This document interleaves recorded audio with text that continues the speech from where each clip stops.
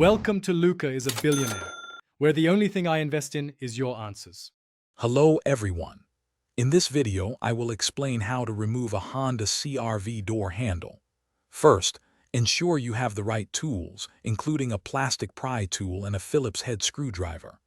Begin by gently prying up the window switch panel, then carefully disconnect the electrical plugs. Next, locate and remove any screws that secure the door panel, often found behind the switch or under a small cover. Once the initial screws are out, use your plastic pry tool to release the door panel clips. Start at a corner and work your way around the entire edge, gently but firmly pulling the panel away from the door. After all clips are free, lift the panel straight up to clear the window channel. Finally, disconnect any last electrical connections and the interior door handle cable before setting the panel aside.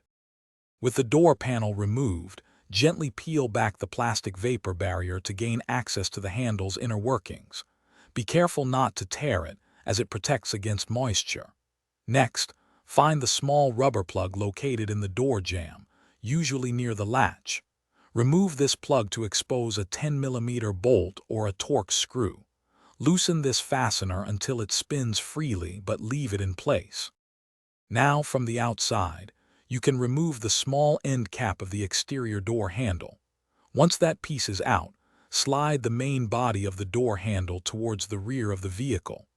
This action will release it from its mounting points. Carefully pull the entire handle assembly outward from the door, then disconnect any final rods or electrical wires, such as those for smart entry, to complete the removal.